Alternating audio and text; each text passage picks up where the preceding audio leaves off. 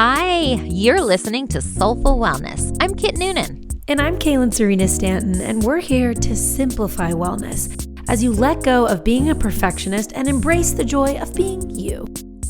Today we're talking about self-advocacy, taking up space, and figuring out why it's so damn hard to do.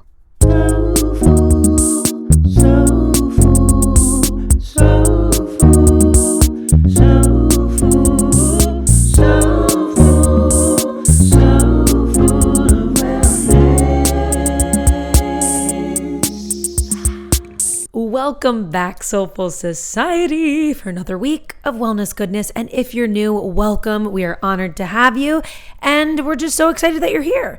Before we jump into today's conversation, we have a bit of a fun announcement. It is February 8th. I'm just kidding. That's not the announcement. The time and date are... Well, we've been saying for, a month or two, we will announce on the February 8th episode.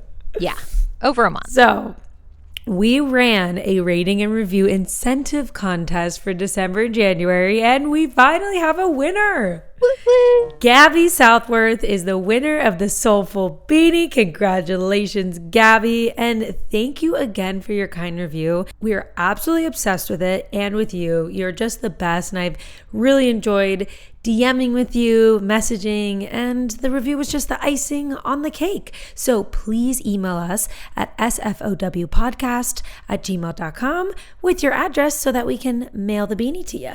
For those of you that didn't see or hear Gabby's review, let me read it to you. This podcast is one of my favorites. I'll never forget that listening got me through a difficult time when I was in a job that wasn't healthy for me. Thank you for sharing your gifts with us. That's Gabby's review. I love it. Thank you, Gabby. Gabby, I think you're local, so if you want, let's grab a cup of coffee. I could give you the beanie in person. If not, go ahead and send us your address either way. Or if you're too busy for coffee, we're just going to mail it to you. For everyone else, we have a new plan to get more reviews on iTunes. We put all your names into a big old hat, and we're drawing one each week to write us a review. And this week it's you! Just go to Apple Podcasts, tap the 5th star, and write a few words about SoulFull Wellness. It'll only take a few minutes. It'll make us so happy, and it'll let the algorithm know you're listening. Do you think it'll work, Kaelynn? I think so. We are very excited to hear what you have to say, and it really could even be 2 words. Love it. Yes. That's all we need. Won't take long at all. We don't know what else to do to try to convince you to go write us a review. But we'd love to have some more because we have over 200 episodes and fewer than 100 reviews. And I just don't think that's representative. Well, we know it's not because we just cleared 50,000 downloads. Not to toot our own horns here. Yeah. But the reviews aren't reflective of that. So we're really, really... No, 60-something reviews. It's just the numbers don't compute. All right, you guys. Before we kick off today's episode, we got to get into our weekly segment, Up of the Week. I look forward to this part. Were you going to have me go first? Yeah. I am happy to. I was at the doctor's office last week. He always runs super late. Figured I'd go to the bathroom while I was waiting. I'm drying my hands over, kind of over the trash can, and I heard this metallic clink. I looked down. The finger that I'd had 2 rings on 30 seconds before now had 1 ring on it. I have no choice, people. I've got to go through the trash. There's no other option. So I said a little prayer to whoever was listening. Please let this just be paper towels because already it's gross enough. So I start taking out paper towels and just dropping them on the floor one at a time. I get to the bottom. There's no ring. Pull up the bag. It's empty. Oh. I know the ring's in there. I heard it. And also, where else would it be? It's locked. It's one of those ones that you have to have the key to get in to get the trash can out. So I'm like, God. So I now sit on the bathroom floor because I've just given up any chance of this not being the most disgusting event of my life. Right. Sitting on the public bathroom floor, going through each paper towel again, squeezing each one. Oh. And this bathroom that no one ever uses becomes Grand freaking Central Station. Not only there's only 2 stalls, but not only are they both taken, there are at least at any moment 2 people waiting. I've never seen anyone in this bathroom before in my life. Of course, everybody sees the freak sitting on the bathroom floor going through the trash and can't not be judgmental about it. So I have to explain to each person who comes in that I managed to throw my ring in the trash, only it has now dematerialized. So I eventually have to go into the office and tell the ladies at the desk, who I'm pretty sure didn't believe that I lost a ring because, like I said, there was still a ring on that finger as well as on other fingers. So I'm pretty sure they were like, okay, delusional. Gets blinged out. Yeah, right, exactly. They didn't say they would call someone to unlock the trash, but they said they would find out who to call. So I was like, yeah, that's going to happen. So I go back into the trash room. The trash room. It is now the trash room to me. The bathroom. Picturing all of these paper towels on the floor. They are, and they're in this like neat little pile because I was going to put them all back in. Of course. But now I realize I've got to get to the trash can. It is almost flush with the container, but there's these little tiny like triangles on the corners. So finally, in desperation, I go through my purse. For some reason, I had a nail clipper in my purse. Don't ask me why, but thank God I did, because I jimmy the lock open, pull the trash can out, and there's my ring sitting on the bottom. I wanted to hold up and be like, see, everybody, I did not make the ring up. Of course, all the people were giving me wide berth. Understandably, I would have too. And I said, oh, you can cancel the call to the clinic. And they looked at me like, we didn't make a call. Don't worry. We never called anyone. Oh, it was horrible. It was humiliating. It was embarrassing. It was disgusting. It all had a happy ending, but it's just part of being me. Well, Kit, congrats on being a human. Thank you. Appreciate it. And I hope it was satisfying and gratifying at the end that you actually got the ring. Because if after all that and it was just lost. Yeah, I knew it had to be in there. I just couldn't get to it. And there couldn't have been any more witnesses, which just made it all the more humbling. You're like, the bathroom was Grand Central Station over here. We got this little girl. She's got her mom and the grandma. And we've got like a small. And they're all like, and stay far, far away from the lady sitting on the floor in the pile of paper towels. Like, clearly something going on with her. Oh, it was awful. But happy ending. Happy ending. Do you have a f*** up of the week for us, Kaelynn? Of course I do, Kit. Is the sky blue? It is. My fuck-up of the week happened on Friday night. One of my dear friends from college was visiting me for the weekend, and we went out to dinner. When the host took us to our table, first of all, this table couldn't have been closer to the table next to it. It was one of those things where this restaurant was just like, let's jam in every single living person we can fit. Yeah, the kind where if you both back up your chair to stand up at the same time, you have a massive collision. Yes, exactly. Like a cafe style for a full-blown restaurant. So we sit there and just accept our fate. And there was a couple next to us, and they were talking really, really quietly. So it made me feel really conscientious for a brief moment in time. And then all the sounds are sort of blending together, right? So I'm not really conscious at this point of the couple next to us. So they leave, and eventually this father comes in with his little daughter. She must have been 8 years old. And I'm just fully comfortable. Okay, full disclosure, I was talking about women's hormone cycles, and I think at this point I was talking about the period and how lately when I've been getting my period, it's just been a horrible hormonal storm of like mental health issues and things like that. So I'm like personifying my period and being like, yeah, you f***er. Really loud. Could you see the dad's face? I could feel his stare. Could feel him staring me down, and I go beet red and my whole body gets hot because I realize the girl's also on my side. She's on the booth. And I'm like, this girl's probably like 8 years old. And like, I don't know if she's ever heard a cuss word, but maybe I just broke the seal for her. They've all heard cuss words. She was probably just fine. Nothing she hadn't heard before, seen on social media, etc. It was the dad. I know. What's he gonna say to you? that's not going to come off colossally wrong. But at the same time, he's there with his 8-year-old daughter. He's probably so just embarrassed and uncomfortable and like, I'm not ready to answer any questions my daughter might have around this. Where's my wife? I could feel hysterics. And of course, I'm just looking straight at Callie, smiling ear to ear out of embarrassment, like, oh my God, I can't believe I just said that. And I just like turn my head to the left and my whole body is like hot with anxiety. I was like, okay, this is where I stop talking at this point. Because honestly, don't put me in a room full of kids because I don't have a filter really when it comes to cuss words. You were out at dinner with your friend who you hadn't seen in a year. You're catching up and you're not at Chuck E. Cheese. Right. It's not on your radar that like, oh, there might be small children in the vicinity. Right. So that was my fuck up of the week. I think I exposed this poor little girl to a cuss word. So there you have it. You are a human, so I have to say, way to be human. Thank you. If it's any consolation, I can almost guarantee that was not her first swear word. Well, thanks for making me feel better. I know that's what you're doing, and it's working. I'm telling you, that's what my anxiety does. It gives me like a full body hot flash in those moments, just immediate. I had to delayer after that, but here we are. Talking about anxiety is a nice segue into our actual topic of today's conversation, which ultimately comes down, as so many things do, to anxiety. Always, right? Our friend and foe.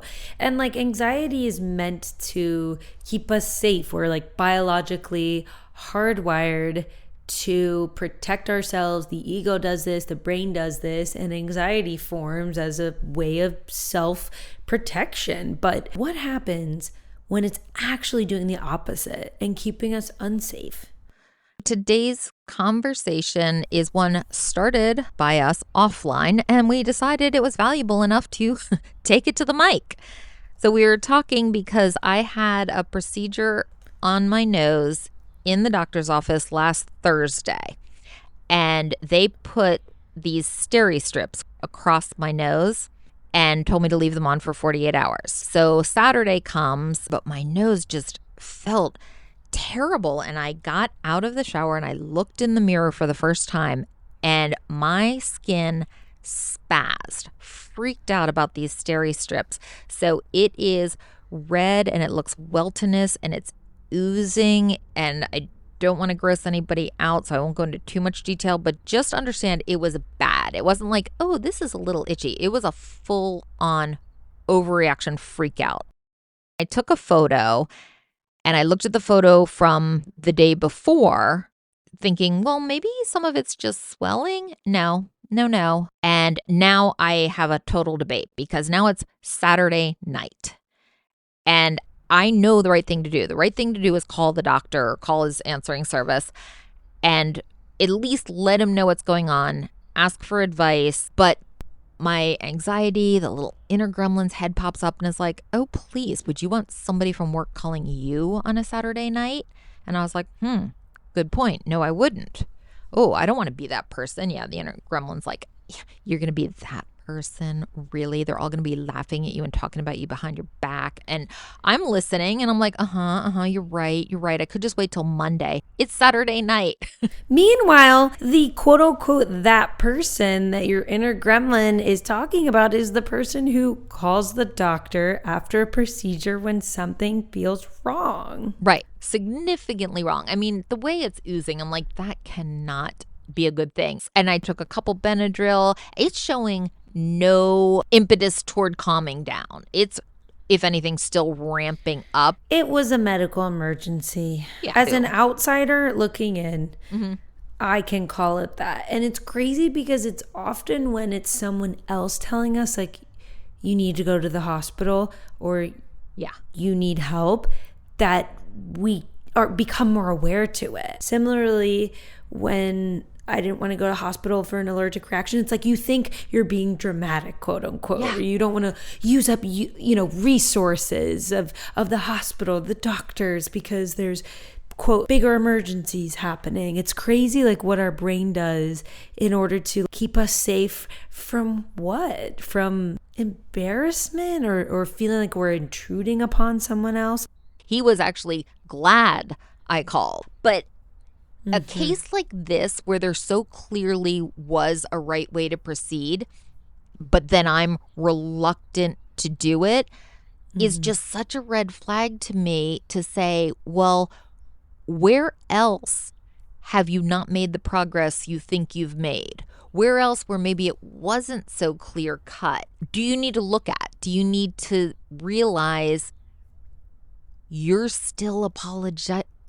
You're still saying sorry to the waiter when you're asking for more water.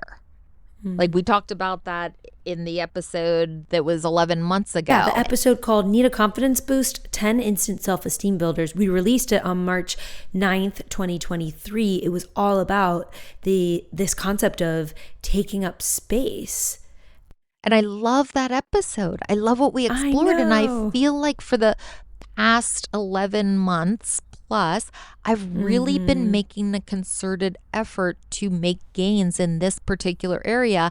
And had you asked me for a check-in, I would have given myself a really positive review until something like this happens. And then I think, well, what's the honest review? Well, I think ultimately the fact that you did it is the progress. I think what you're ragging on yourself about is the first initial reaction, which was, I don't want to interrupt this person's night. I don't want to make a big deal about something. What if it's not a big deal? I don't want to disturb this person, which is saying like, I'm not as important. Like I'm not that important. So I think what you're harping on is the initial response you had. But what actually happened was you actually called him and you sought out help when it was needed. So that is a win, my queen. Pat yourself on the back.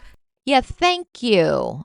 I will do that right now. Thank you, because that does sound really clear to me. What you described is exactly the process I went through.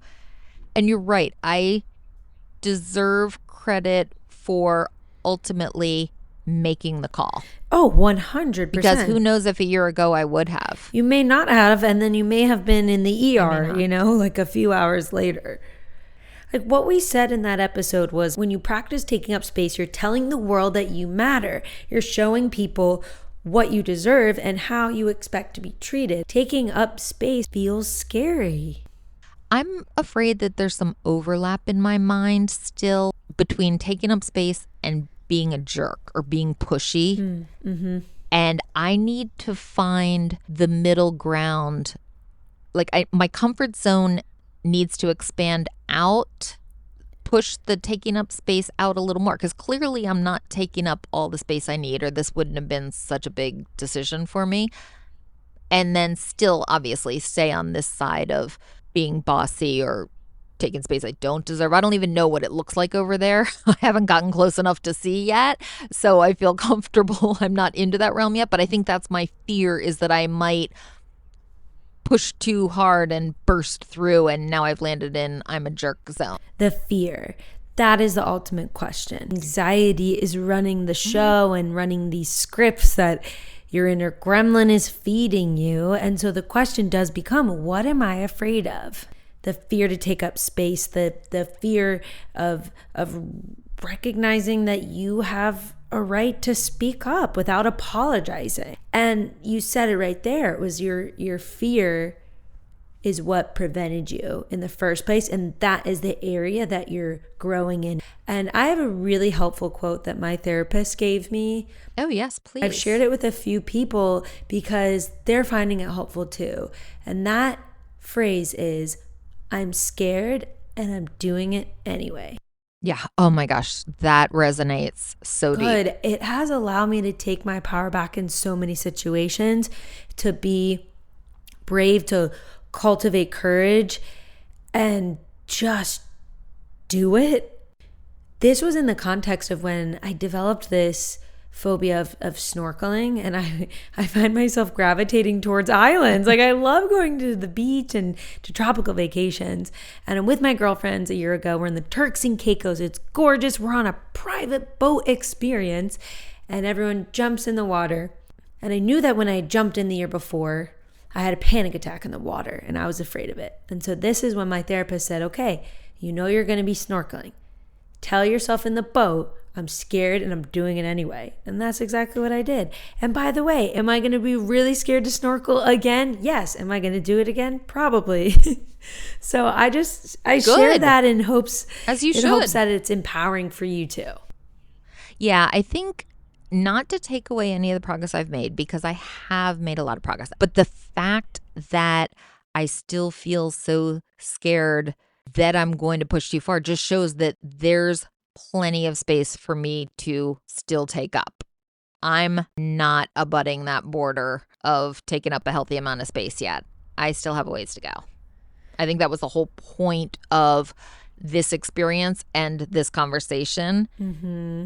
It just goes to show, yeah, you made progress, so keep going. Yeah, for sure. It's like we're not going to climb Mount Everest after, hiking once.